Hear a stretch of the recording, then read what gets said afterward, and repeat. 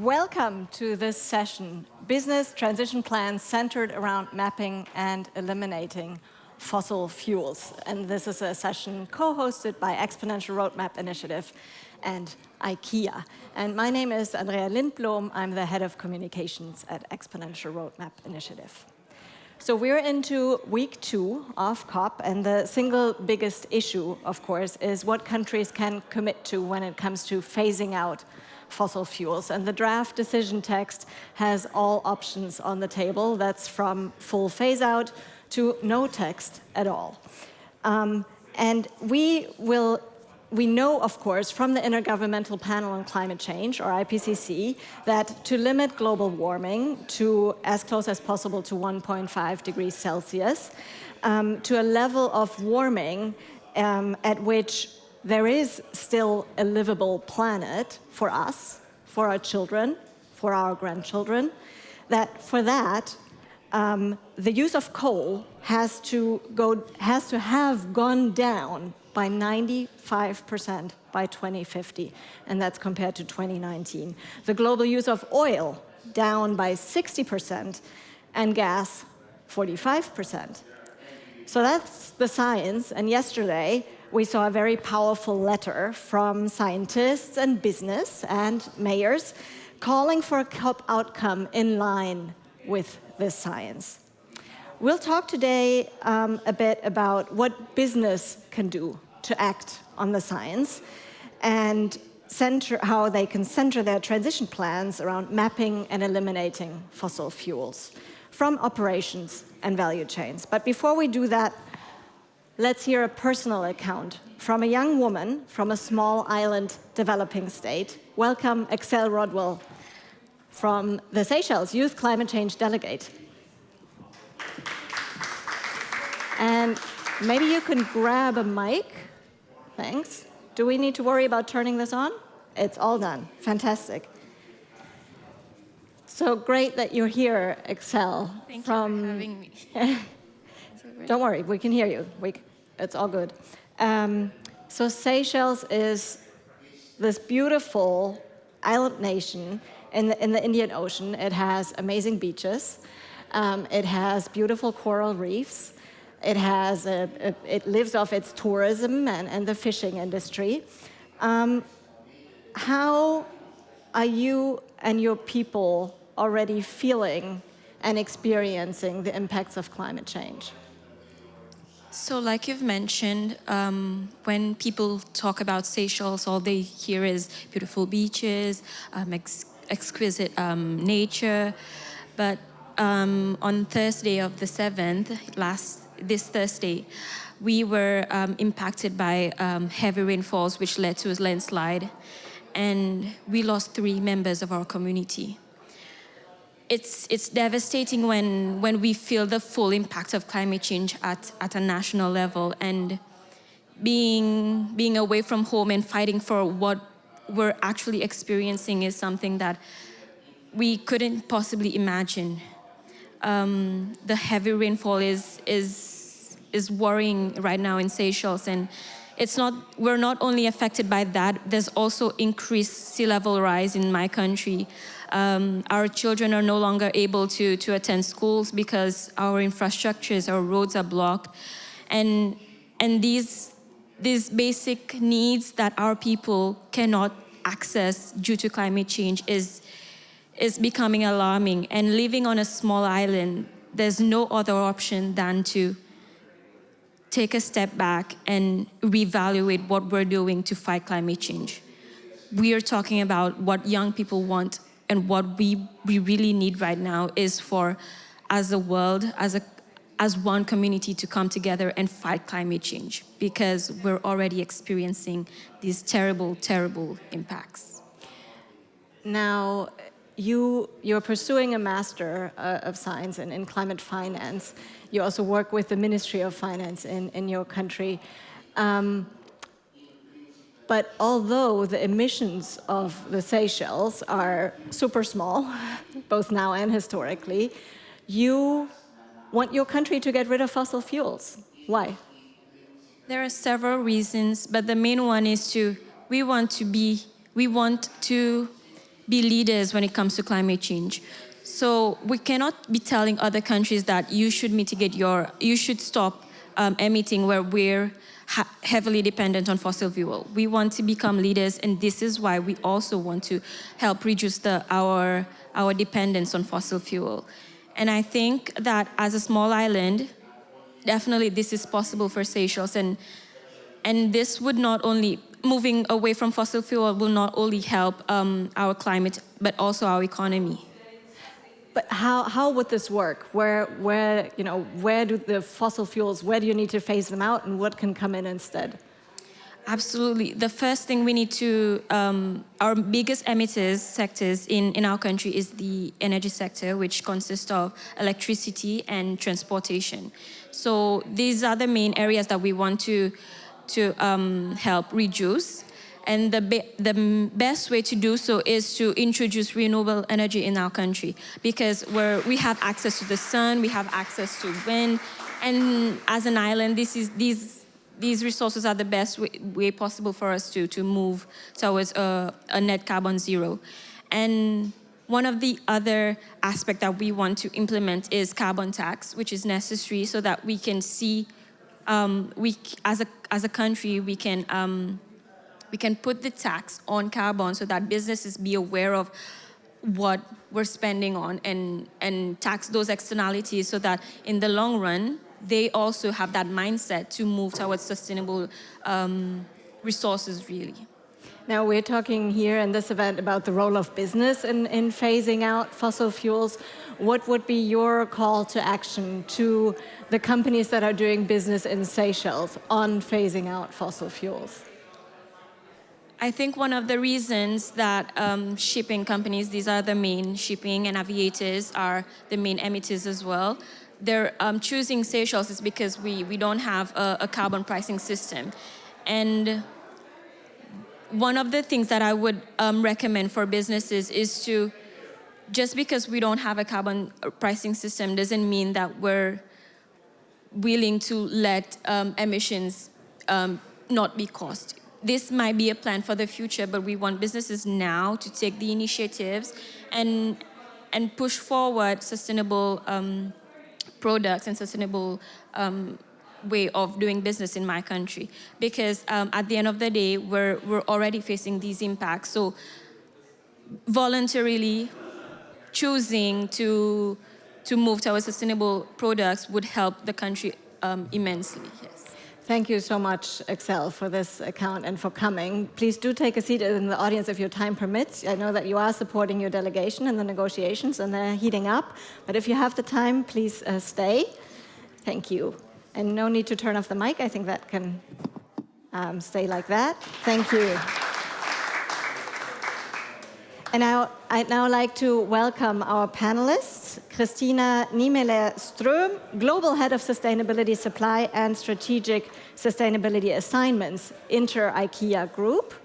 Welcome. Johan Falk, CEO of the Exponential Roadmap Initiative.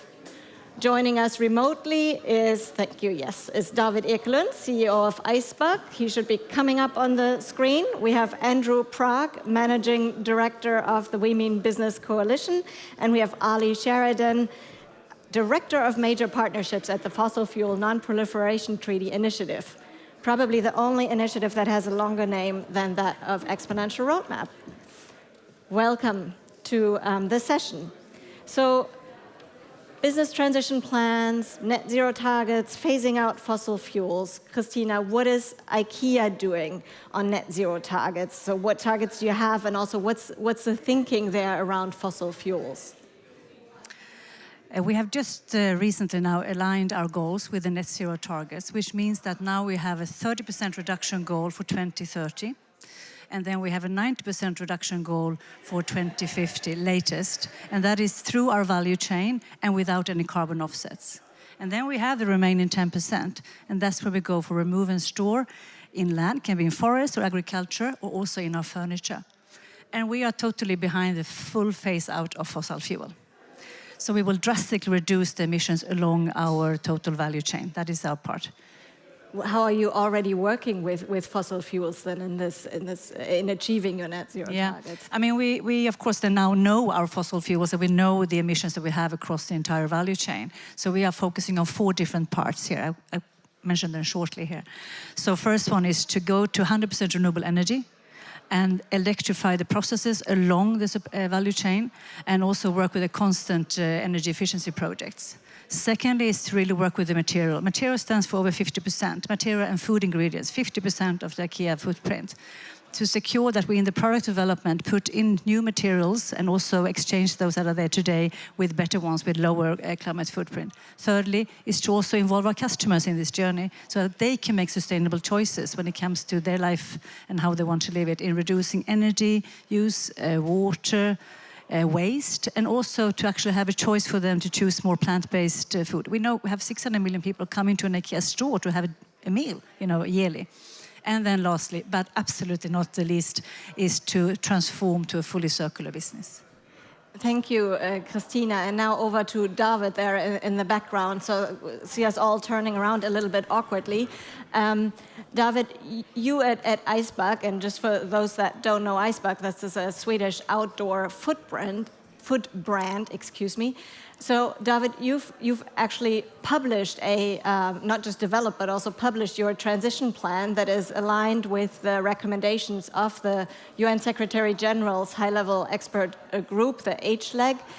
What targets are you communicating in that transition plan, and how are you specifically addressing fossil fuels?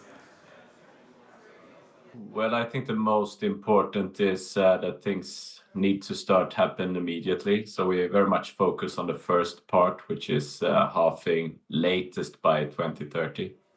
And fossil fuels, I think what happened during making this climate transition plan was that we have a general direction of phasing out fossil fuels as fast as possible.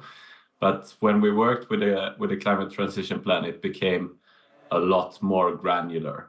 So it started us moving in the direction of really mapping exactly what we still have where, and looking at what is the fastest way we can get rid of that, if it's possible now, or if it's depending on being able to move to other energy sources or other material solutions.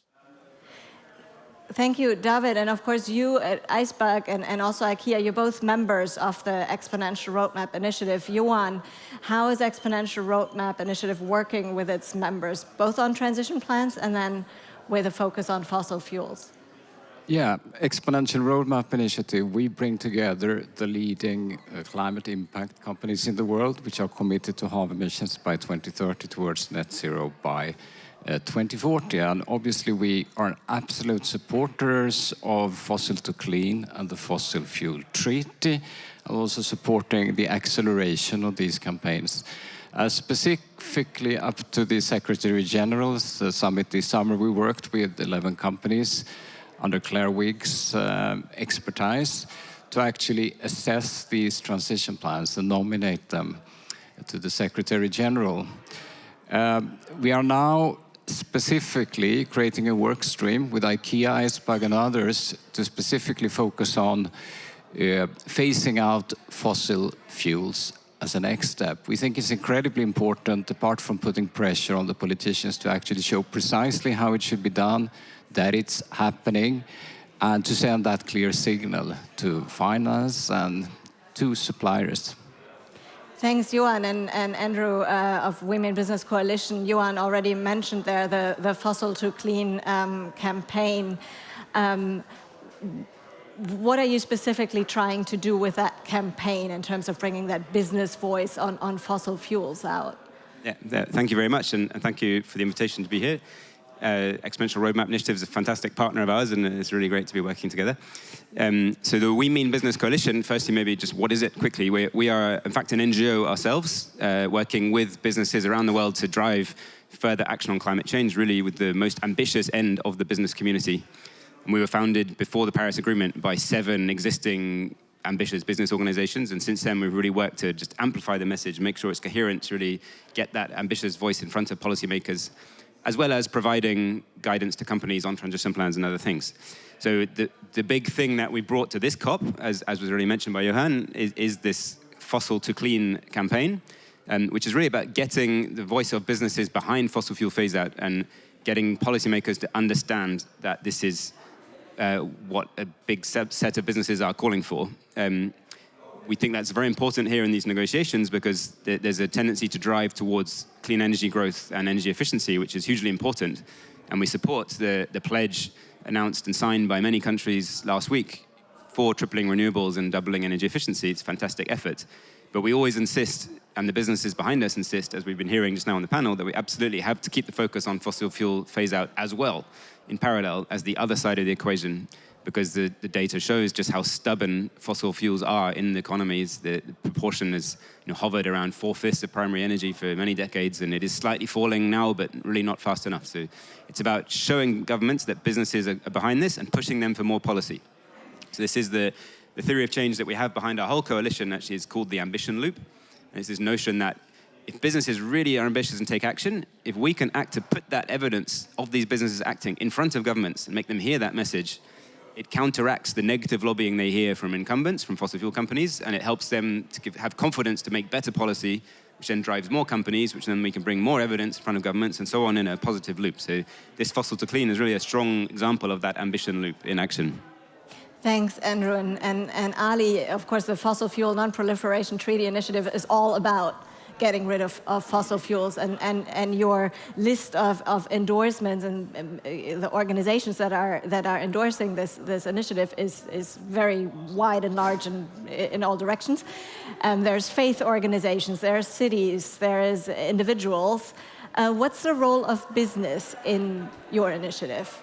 Sure, thanks. So just for anyone that doesn't know us, the Fossil Fuel Non-Proliferation Treaty was created to address that huge issue in the room that we are finally addressing at this COP, is that our fossil fuel production continues to grow. So we saw just recently with the Producer Gap Report that we are on track by 2030 to produce 130% more fossil fuels than is in line with 1.5. So at the treaty, you're right, our support and our momentum increases every day. It's one of the incredible elements of the treaty is that the support is so diverse and the momentum continues to build. We came to this COP with 8 nations supporting. Halfway through, we're now at 11, and hopefully that will continue to increase. So our work with businesses really has developed over the past year or so. From our initiative launching about 3 years ago, we actually had hundreds of organizations and businesses come forward to back the treaty, but we really wanted to do it in a way that was intentional and meaningful, and really got that sweet spot between action from businesses in terms of the climate transition plans, but also that advocacy need as well, which we're seeing so well at this COP, the loud noises and signals being sent to those decision makers around fossil fuel phase out.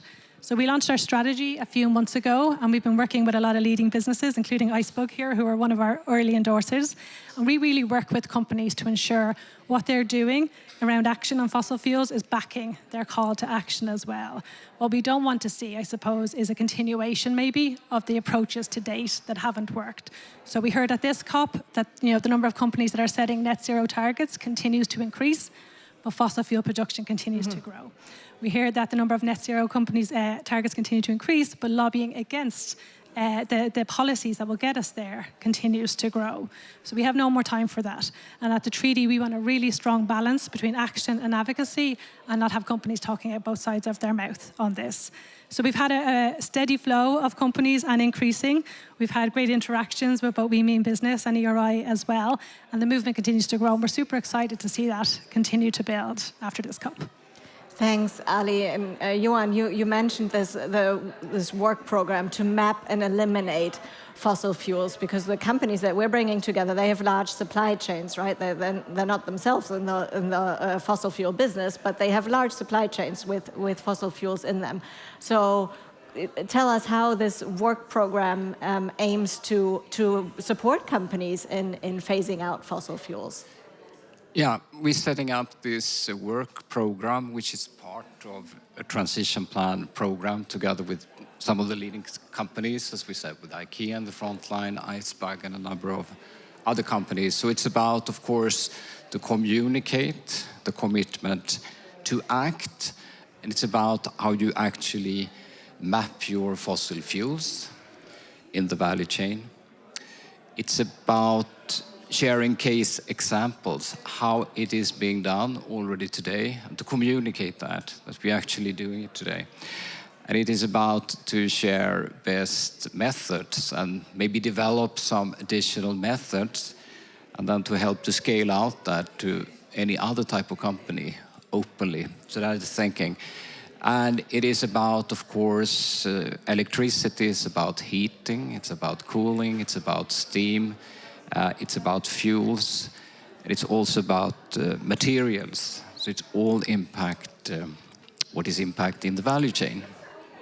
And Christina, you at IKEA, you've been very keen to not just engage with the program, but actually get it off the ground. But you've already done some work there on mapping fossil fuels and including taking first steps to get rid of them. What are those? How are you doing that work? You have to start with mapping, yeah. So you need to know your value chain. We have a very complex value chain, and we are spread all over the world, and we work with all materials. We have the material agenda, the food agenda, we have the transportation, we have the customer travel back and forth to stores or last mile fulfillment. We have the energy use at home, life, end of life, and also even business travel. So we need to know that. So the comprehensive mapping that we did showed us, where are the pain points. And then only then can we, from that insight, we can start to develop the action plans and get the ownership also close to the business where it is. So when we did this, if I share some of the pain points that we saw, was for instance within glue. In IKEA, glue stands for almost 5% of our total climate footprint. So you're thinking glue, what? They don't sell glue. No, but we sell a lot of wooden-based furniture. So in the particle board, for instance, glue is a big component. So here we are now working with substituting the fossil-based glue with bio-based glue. Now we have the first start, this we've been working on for years. This requires technology, innovation, engineering. So now we have that, so we are very happy with this because we can now put in 40% bio-based glue, which takes down the glue footprint with 30%. So these are the things you need to do to know where you have the pain points. And I think this is why this program is so important. And if we can share any learnings to others, it's great. I have many other examples too, so if we have time, we can take them later. Actually, I do want to get to one, because we know this figure that coal has to go down by 95%, right? So if we talk urgency, coal is the one to tackle with the most urgency. What are your insights on coal? Yeah, we also found, of course, that we had certain suppliers, and if I look in the production side, who had high Hang on just a second. I believe there is an airplane going right over us, so hopefully that will have passed soon. And hopefully that plane will soon go on cooking oil instead of other fuels. Thanks. Yes. So coal, yeah. So of course we then saw that the coal our suppliers use when they have this high temperature processes, for instance. So coal was something we did see when we did this mapping. So we decided that we will focus there. So we put earlier plans for them. So 2025 already, we have said a coal phase out. Thanks, Christina, and I'd be keen to hear from David, who's undergone the similar process already. When you started mapping fossil fuels in your supply chain for your transition plan work and before, where do you see which fossil fuels? Yeah, so typically in apparel or footwear, the biggest hotspot is in heat production, where you have these kind of coal-fired boilers, where you do dyeing of textiles and also different kind of wet processing. So our solution to that was to switch to other forms of dyeing, solution dye or top dye, where instead of bathing a big sheet of white textile, you actually put the pigment in on fiber level. So then you don't need any coal-fired boilers. So I think that we have actually doing that and also switching from coal in midsole and outsole production, switching from coal to at least liquid natural gas or biomass. We have eliminated coal in our supply chain. So some of that is from process, where the downside is that you get a lot bigger minimum quantities when you don't do conventional dyeing. and some is also from, you know, just switching what kind of source you burn. So it's not ideal with gas, but it's a lot better than coal. So this is one big part. And then what we see also where we can make a big change is for the electricity production. And that's significantly easier. You can often get to around 50% with solar rooftop. Now, David, you at Icebug, it's part of your policy to be very open about your sharing your learnings to inspire best practice. How can this work in this kind of work program? What value do you see from collaborating with other companies to develop and share best practice? Oh, this is immensely valuable. I mean, we're a super small actor, so in the factories where we have initiated that they go from just using the grid to installing solar, we're between 2 and 20% of their business. So it means that, you know, to get on management mental shortlist of things to look at. If we just ask them for something, they won't even consider it in many cases. But then aligning with other customers in the same factory is very helpful to put it up on the agenda. And then also spreading this kind of vertically out so that there is a knowledge about what you can do, which can be used for other brands, for other factories. So collaboration, I would say, is key.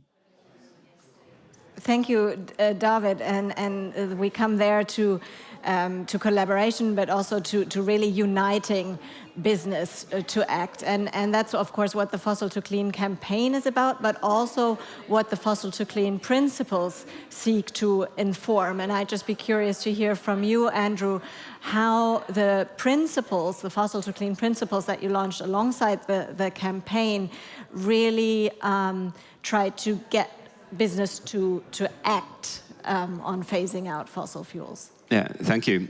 Happy to talk about that. And it reminded me actually that what I forgot to say in my introductory remarks is that of course both Icebug and IKEA are proud signatories of our campaign, and despite their difference in scale, they sit next to each other on our alphabetical list of signatories. And beyond that, actually, we have more than 200 companies now signed up, like $1.5 trillion in revenue, and around a dozen of those are Swedish. In fact, so it's a strong representation from Sweden, as perhaps you'd expect. And we're very happy to see that in the list. But indeed, so this campaign, it is about business, but it very much recognizes that fossil fuel phase out in its entirety requires 4 groups of actors: businesses on the demand side, businesses on the supply side, the actual oil and gas coal producers, finance and investors, and then of course governments. So what we did was develop a set of principles for each of these group of actors that really align with the science, align with the IEA's net zero by 2050 scenario for the energy sector, and really plot what, in big high picture terms, what each of those groups of actors need to do to get there if they're really committed to this initiative. So while our campaign has been about demand side companies so far, those principles are out there. We encourage supply side companies to join.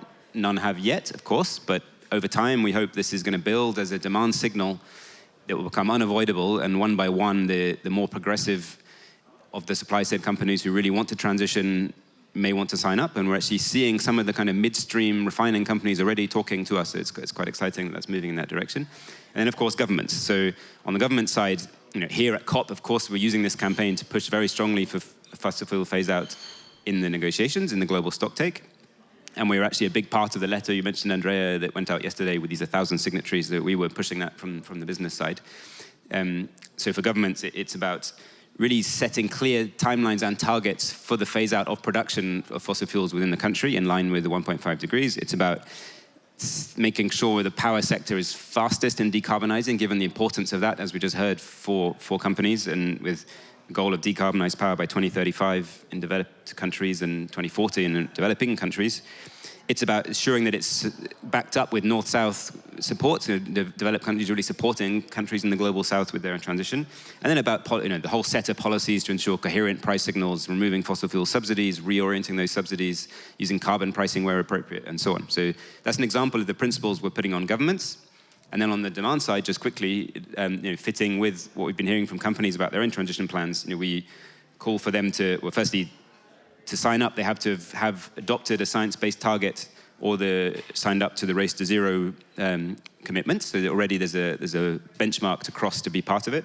Then there's a commitment to phase out the unabated fossil fuels in operations by 2040, to really have a credible transition plan that has both the phase out of fossil fuels, which is why this mapping initiative and the work with Exponential Roadmap is going to be so important to help companies with that. And then also a phasing in of clean energy as the two parts of the transition plan. And then, of course, the element of engaging with suppliers. It's all very well to talk about operations, but so many companies have vast majority of their emissions are in their supply chain. And while it was too much to expect companies to commit to this campaign to phase out the whole of Scope 3, their suppliers, because they just don't have the agency yet, there is an engagement within the principles to identify all the important tier 1 suppliers, so those suppliers that companies have a direct relationship with, and get them to engage on 2030 targets, get them to sign up to science-based targets, and to then set a cascade up the supply chain. Thanks, Andrew. And of course, you mentioned the negotiations, and I'm assuming, Ali, that you and your organization will be following these negotiations very, very closely, in particular, of course, with the language on fossil fuel phase-out. And when we now consider that the demand signals that Andrew mentioned, that will take a while, right? Until the companies here have actually managed to not just map, but also actually eliminate fossil fuels, which then will lead to that reduced demand signal, and then that will be hopefully at a point not too far in the future at scale. But given that sort of delay, what can business do now? And how important is the business voice now to influence the outcome of this COP? Thanks, Million. Yeah, I mean, I think it is very clear that fossil fuels are the issue for this COP and will also be the litmus test for this COP in terms of how successful or not.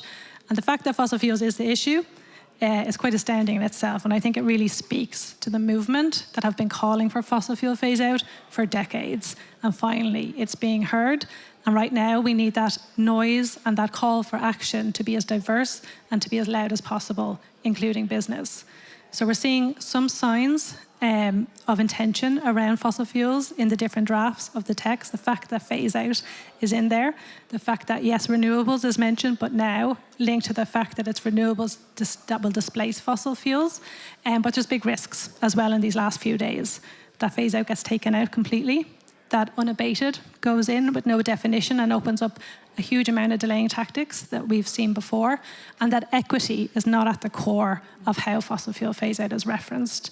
So right now, it is all elbows to the wheel in terms of keeping phase-out high on the agenda, keeping that diversity of voice, and keeping the alignment in terms of not only getting phase-out, but the version of phase-out that's in the text as well. And there'd be so many more questions that we could dive into when it comes to equity, when it comes to global north and global south, and how this can, how both multinational companies phasing out fossil fuels from their supply chains positively or negatively impacts suppliers in the global south, and what all has to be taken into consideration. But I'm afraid we don't have time to go into this quite yet at this event. I would be interested to know from David maybe, how does any outcome of COP matter to you with regard to phasing out fossil fuels? I mean, regardless what happens, we will continue to do our very best. But of course, it will be a lot easier if more people get on the same journey. And I'd just like to say that I thought it was really inspiring to hear Excel from the Seychelles before, because it's been a while since I heard somebody talk about, being a leader and being at the forefront. It's been like a race to who can drag their feet slowest these last couple of, months now. So I think it would, of course, be great if we can get a big signal that we want to push this transition. If we don't get this, it means that businesses will need to push even harder. Christina, your views?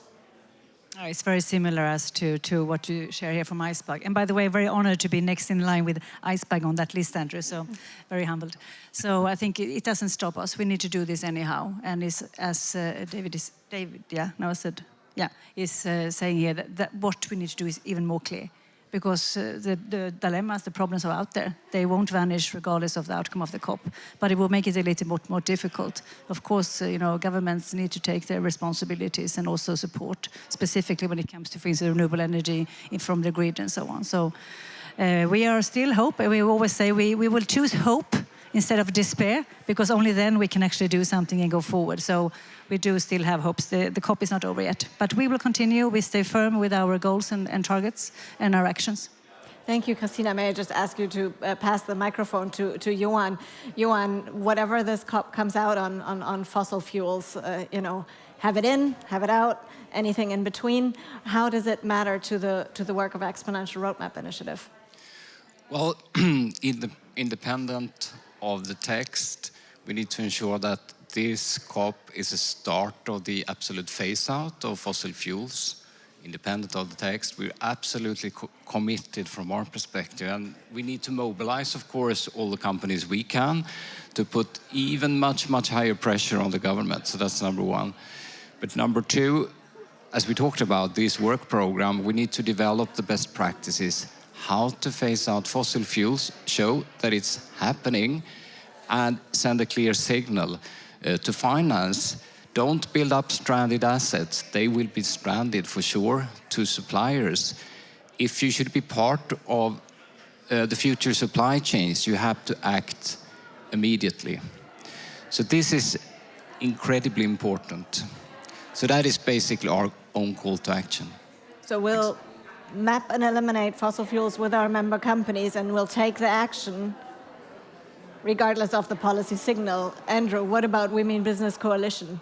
Yeah, thank you. So I think in terms of the COP outcome, I've been involved with these COPs with various hats on for about 15 years, and they're infuriatingly incremental given the rapid transformational change that we all know that we need. Whoops. But we have to live with that, and so the game, whatever the language lands on here, it's really about increasing the pressure, as others have said, going forward. So our campaign was really designed as a multi-year campaign to keep building. This question of unabated is, it's a good chance that ends up in the text, and therefore it's all about definitions and guardrails. And we actually developed, for our campaign, we've developed a much more detailed definition. Really, what does this mean in different circumstances, different sectors, different parts of fossil fuel use and production? So we'll feed that into the process should that become necessary. Because it actually surprised us. The definitions out there currently are really not really fit for purpose. The IPCC has one, the IEA has one, but they don't really cover everything. They're not very clear. So we had to include the word unabated in our campaign for legal reasons in the United States, to get companies to sign up without being challenged in courts in Republican states. It's a long story, but there's a very particular legal reason for that.